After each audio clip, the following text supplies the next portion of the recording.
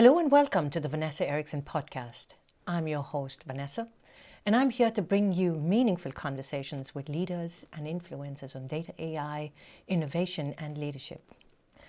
Today, I have this fantastic guest with me, Olof Granberg. Making stuff work is the common thread running through his career.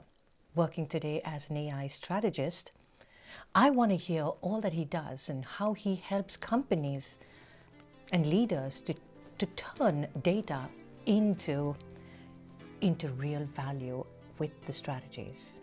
Shall we begin?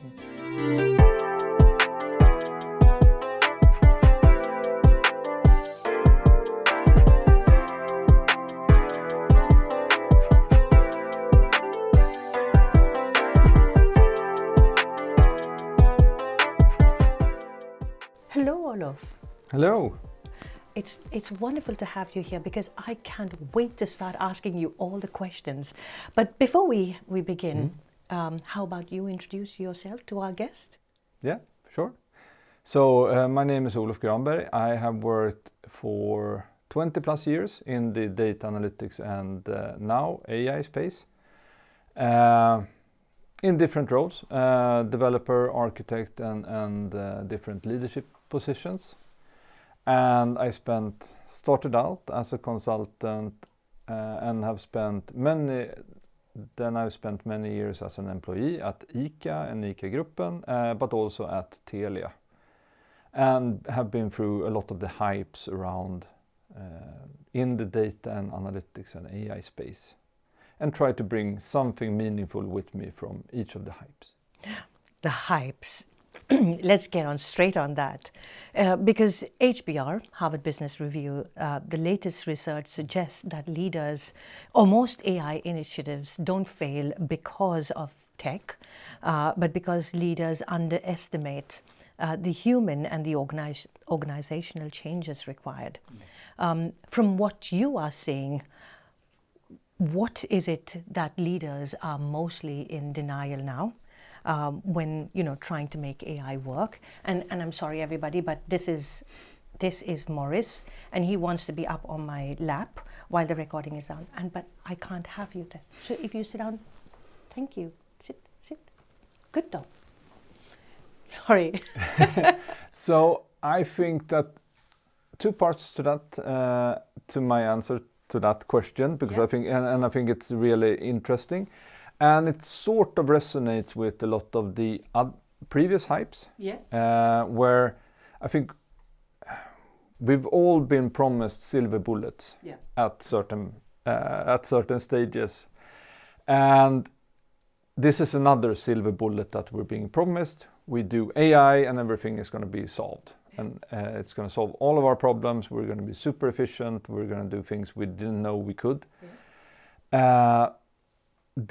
One of the things we sort of forget when we're promised that silver bullet is that we have to understand what is the problem we're solving. How do we help our customers by implementing this new technology? So right now, how do we solve our customers' problems when we're implementing AI? And what is our business opportunity that we're solving? So I think that's one of the key things to go back and really start looking at what is the problem I'm solving and what is the opportunity I'm trying to fill. But I isn't it so that they are just feeling this whole pressure of, from the board, from the stakeholders, of do something fast, do something with AI, show us. So what are the, in your what you are seeing just now, what decisions that are made that way under pressure tend to create the biggest long-term problems? I think that some of the decisions, for instance, is to let's do something fast and not picking a strategic direction. So if you want, and I think with AI now, you can go down two routes. You can either try to grow it via grassroots and have that grassroots transformation where you sort of enable AI for everyone in the company Yeah. and let them start innovating and so on. And if you go down that route, you have to increase competence, you have to give them the tooling, you have to give them support, but you also have to give them space to innovate and experiment. Then you can take the other strategic route, which is basically saying that let's aim for large transformational shifts, where we take big bets, we take a whole business process, for instance, and reinvent it using AI, using agentic AI, and so on. So I think one of the big things to avoid is just doing AI because the board tells you to. So you have to choose which direction you're going. You can go both directions at once, but each direction has a lot of things you need to do in order to make it work. So if you go both routes, you have to be aware that there are a lot of things you have to do because you're trying to make both routes work at the same time. And I think that is probably the second decision. So if the first is not having that kind of, this is where we're heading, and the second mistake is not taking care of everything around the whole use cases and so on that you need to sort out. Just buying everyone Copilot licenses, for instance, without making sure that they can actually use them is probably going to cost a lot more than you're getting out of it. True that. But isn't it so that they struggle with the execution itself? Yeah. So, I mean, it's one to, let's say, okay, everybody, this is what we're going to do, but then to actually get it off the ground. What then is, what's your advice then to organizations that want to do that? And here I think it's a little bit depending, of course, on your organization. How is your organization functioning when it comes to culture, when it comes to innovation and experimentation in general? I think that something really important to think about is how do we drive this long term and start building on that from the start, rather than saying, oh, let's pick a partner that comes in, does a few use cases for us, and then we can pick up from there. We can set a check in the box that we've done something. The problem is what happens when they leave. Normally you have a use case that's maybe not fully integrated into your company. You haven't really done the organizational shift needed to get the value out of that. So my recommendation usually is to start with a few people in the company. Make sure that they are an integrated part of the journey.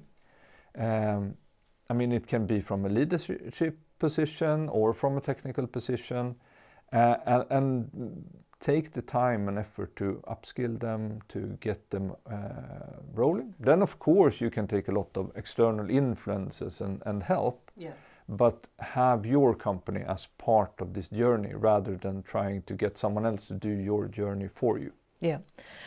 But I also, what I hear you say is about the scaling, because don't try to then scale up too fast, because, thinking that, okay, now we've done either, the consulting companies come in, they've worked with us, we've got some POCs off the ground, let's scale, because I think scaling also too fast. What can go wrong in a situation like that? Yeah, many things can go wrong. And I think one of the part is confusing scaling with copying. So if you have a consultant company come in, they build a solution for you, oh great, we can just copy that to everywhere else. When you want to scale and when you start a strategic shift, you have to think about the scaling from the start, from day one. So how do we make sure that each and every step we take on this journey helps us scale in the future? So make sure that you have your technical foundation in place. Make sure that you're building something that is sustainable, that is scalable and has an evolutionary path. making sure that you have build the competence in your organization as you go, rather than saying, oh, we've done this project that was successful, let's do it everywhere. And then you don't have the platform, both technically but also competence-wise, culture-wise, to stand on when you want to scale it out. Because you've built a silo that may be working great, but that doesn't mean that you can just scale it horizontally if you haven't done your homework on the rest. You work as an AI strategist. What do leaders most often misunderstand about what an AI strategy actually is? And I can imagine that they get a lot of that wrong. I think one part is that they think it's something magical new. And whereas it's actually, for me, it's a business strategy. So what is it, going back to what is it we want to solve? Do we want to make our staff more efficient in their everyday life and have them themselves make themselves more efficient? Or do we have something a really cumbersome process that costs us a lot of money that we need to do a transformation on? So I think that if you ground it in your business transformations and what you really want to achieve, then everything else goes a lot easier. But it's also it has to be a very comprehensive strategy. So you can't just do business, and you can't just do tech, and you can't just do people. So you have to think about the people. And I think if you want to do something that is fundamentally super strong, then think about the people, because they're the ones that are going to drive the whole journey. So you think about the business, you think about the people, and then you make sure that the tech works. And today, that gets easier and easier to make the tech work. Yes. So it's the same as the whole data journey has been. Now it's quite easy to implement, and easy within quotation marks. It's a lot easier now to implement a data platform than it was 10 years ago. True. And AI is a lot easier to implement today than it was a couple of years ago. So the tech part is not super simple, but it's easier than it was. The people part, shifting culture, shifting competence, helping people really adopt it, and having the people that want to adopt it have the means to really run. I think that is the same as in a lot of other transformations, but you have to really think about it and include it in the strategy. So I think that the most common mistake I see is you don't take the holistic and the comprehensive view of the full shift, because this is a company-wide shift. If True. You do, if and you I think really the want to do people, it. I think the whole people movement, the change management, I think that is also a very hard one that companies underestimate the challenge in there. But a lot of companies say they have an AI strategy. How often is that actually actionable? Now it becomes fun, right? Because and I think this comes back to many strategies, unfortunately, that are on a very, very high level. And then when you start scratching on the surface and saying, what does this actually mean? What do you want us to do? Then there is no basically middle layer that translates from a strategy to a tactical layer, which says, okay, then we need to. So if you say, oh, we need to make sure that our people have the right prerequisites in order to do this. Okay, what does that mean? Does it mean that we need to do trainings? If we need to do trainings, what do we do it in? Does it mean that we need to make sure that people that are today working 39.5 hours on their daily job or 40 plus hours have 5 hours a week to actually spend on learning this new and trying it out, experimenting, falling, getting up again, and so on. So having it actionable and thinking about when we say this in the strategy, what do we actually mean? So that when you devise a strategy, part of it is making sure that you who devise the strategy understand it, but also making sure that people that are going to execute on the strategy understand it and take that viewpoint. So if someone tells me to implement an AI technology, what does that actually mean? Yeah. And what are the steps we need to take? So very clear, I hear, very clear advice to the business. Make sure they understand who else is going to execute on it, that it is easy. Because otherwise there's a chance that there's a big bundle of confusion. Yeah, and I think that it's also, should never underestimate the power in having, in explaining what does the goal look like in a very, very understandable way. Yeah. Some organizations start with, where can we use AI? How should leaders reframe that conversation so AI strategies start with the right business problems, as you said earlier? What is it that we're trying to solve? Yeah, and I think that is the. In many cases, it's so with AI. There's two parts to this, because I think that it's good to have AI in the back of your head when you want, especially if we're looking now at massive shifts, then you need to have that as part of the question. Yeah. But I think that rather than saying, oh, here we have AI, where can we put it in as many places as possible, focus on where does it hurt the most, and then start thinking about what are our biggest opportunities, what are our biggest pains, can we solve them with AI? Yeah. And what would that look like? Yeah. And then as a follow-up question on that, I would also add that even how much of a business and process re-engineering does it take if you want to use AI to solve this? And because that when we look at our AI use cases and the implementability of the AI use cases, you have to take the organization into account and think about when we want to, for instance, re-engineer a full process. Is the organization susceptible to making this change?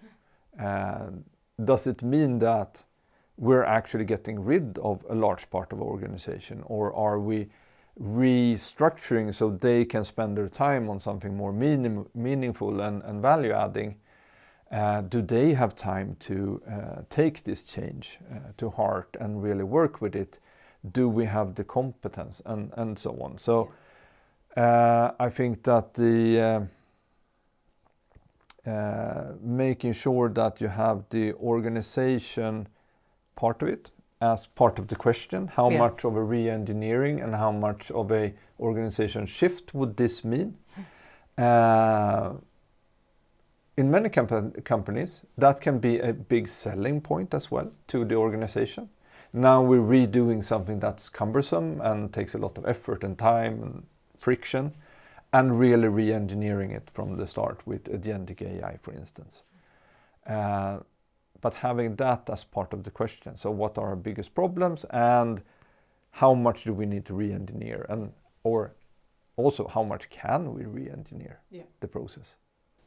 When you talk about, now we've done one part of it, and then we're looking at this solution and saying, okay, where else can we put it? Yes. Since you've said it a couple of times now, I'm thinking, does that really happen? In some cases, yes, definitely. And I think that for instance, a lot of companies now are using chat or are creating chatbots. Yes. And it's one part to say, let's do a customer-facing chatbot where so we can get rid of some of our customer support. And I think that one, that's maybe not super copyable as a whole. Yeah. But a lot of the underlying things are very copyable, I would say. So if you just want to expand information easier into your organization, having an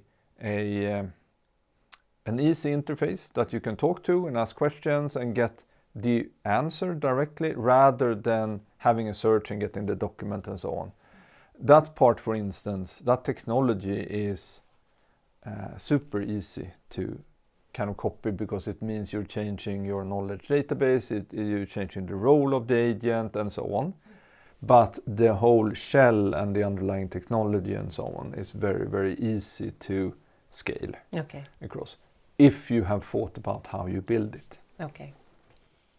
Because I can see there's also value in that, right? I mean, so I think, because I would easily, like, okay, so we have a solution here, where else could it add value to? Yes. So how would you want them to think? The way I want them to think is, what is it? So what I want everyone to avoid is basically building a silo and then copying that to 10 new silos. Okay.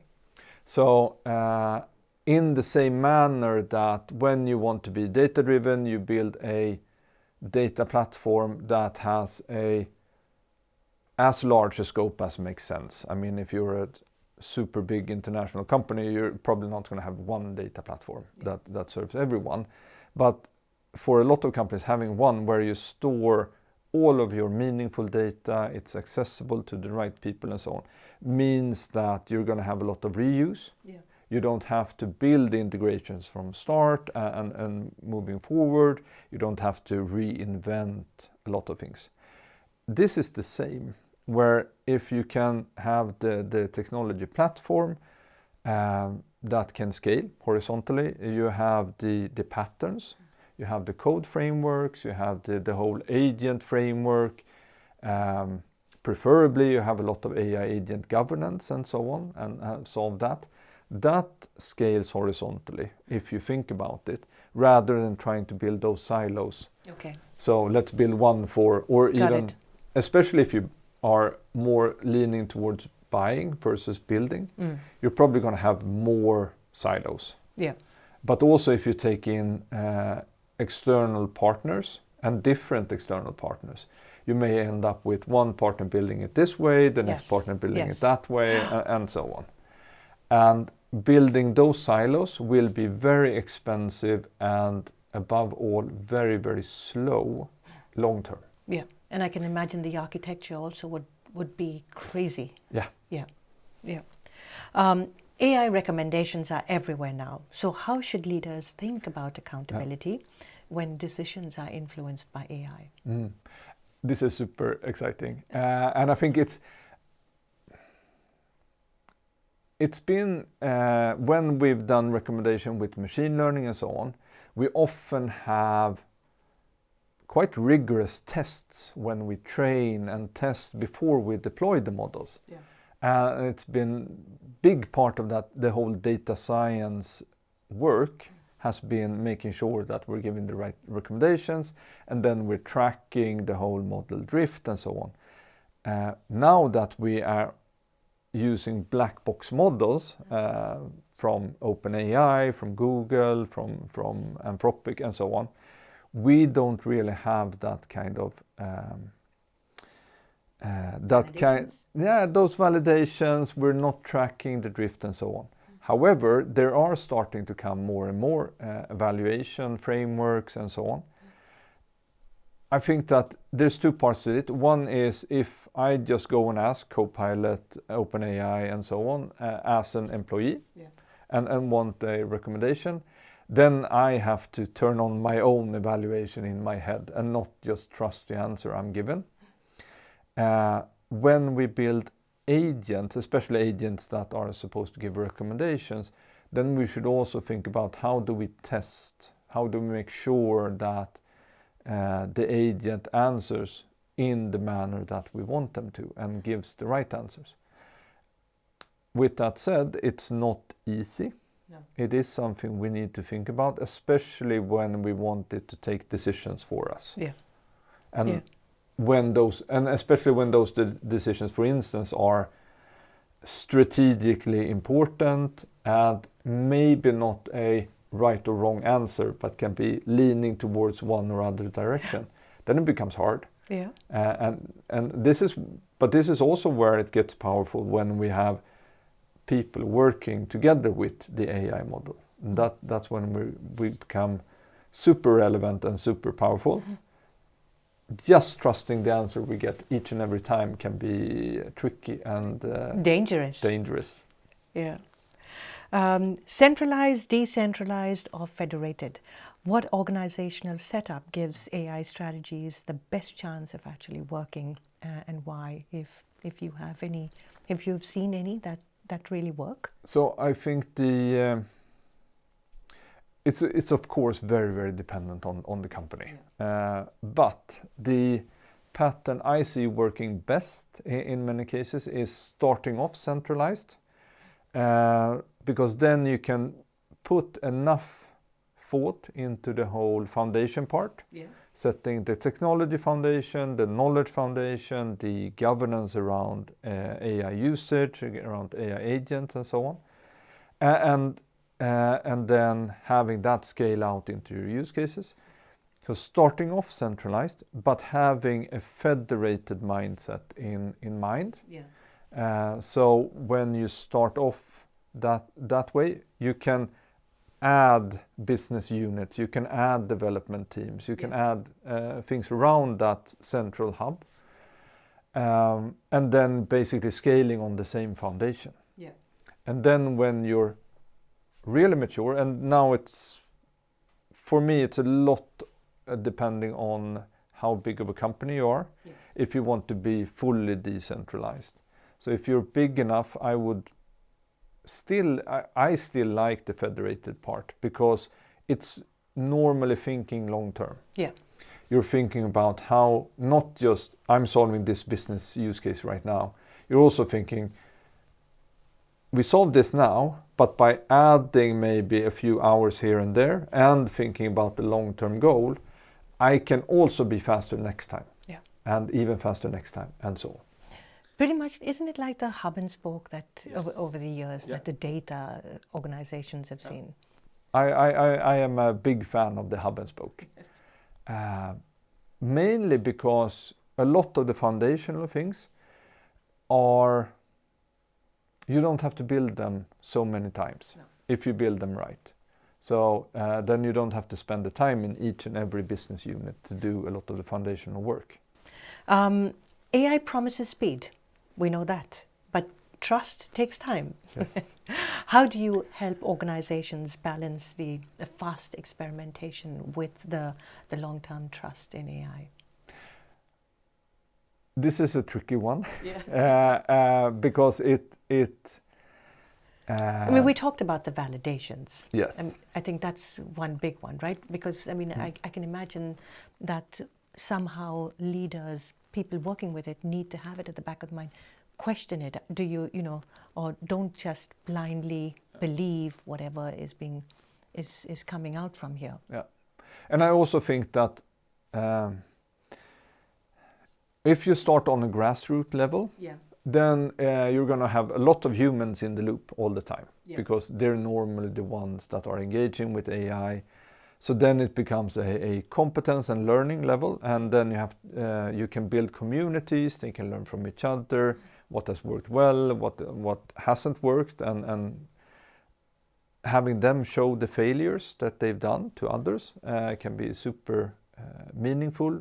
So they get a lot of learning. But you also want to do the big transformational shifts. And there, if you think about re-engineering a full business process, it can be good to also have that as a phased approach. In the end, you maybe want to have it fully automated. You just have a score of agents working in parallel, in sequence, giving each other tasks, giving each other information, and so on. But when you start off doing that, think about, okay, where can this go wrong? Where do I need a human in the loop? How do I know, for instance, if we want to do automatic ordering of things? When do we, in the start, think that maybe this sounds a bit off? I should probably call for a human operator in this. Setting those kind of exit criteria, or pause criteria rather, where you say, okay, let's pause this, let's get someone to look at it before we continue. In that way, the more, then you're actually doing human validation in actual business, without having to do all of the test runs forever and ever before you go into full production. If you add those kind of safeguards, you will also find out which of the safeguards can we take away once AI becomes good enough, and which of them do we need to keep forever and ever. And that builds a lot of trust, seeing things work in real life. And people having the opportunity to sort of correct when it goes wrong. I think that is one of, I think, the best ways to build trust. Seeing things work in real life. That also means that you have to take the step off the ledge to actually put things in production and start using them before you have complete trust. And having everyone aware that if we do this, the first month may actually take longer to execute on our business process than it does manually today. But because we are adding a lot of fail checks, we're a lot of pauses and so on. I mean, I recall a test that we were doing at Nets. And, you know, those days it was the data scientists and developers that were sitting and creating the code. And we sat with that for like 3 or 4 months, validating every day together with the CFO before we put that into production. Because there's a lot of things at stake, and also the reputation of the company. So validating before putting it into production is really what we would all recommend. And I think, for instance, if you build chatbots and things like that are customer facing, having an easy out for the customer, saying, okay, I'm actually not getting answers to my questions. Can I please talk to a person? And having that easily accessible. I would definitely recommend that, because I have not yet seen a customer support chatbot that is good enough. No, I think we would all agree to that. And you get so fed up. Just sometimes when it doesn't answer your questions, or gives you what you're looking for. Like, can I please talk to somebody now? Have I done this process with you? And I mean, having that whole mindset, where's the out in this process? If we have an automated process that is run by AI agent, where is the out? Where this does not work? Can I please have a human check something or ask a question and so on? I think that is super important. If a CEO asked you for one piece of advice before investing heavily in AI, what would you tell them to stop doing immediately? To stop doing, I would say first off to stop thinking that this is something big and magical that will solve all of our problems. And I would also stop thinking that the first step is going to be hugely transformational. Think of it as a long-term journey, that this will fundamentally shift the whole company, not the first week. So it does take a lot of work, and it does take a lot of transformational effort.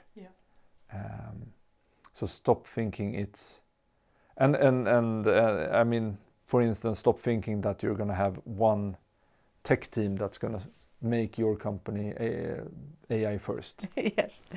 And with that, I mean, I've heard that it should never be an AI first. It should be always people first, and AI is helping you. So I think companies that have this whole ambition of AI first, they need to perhaps rethink that line again.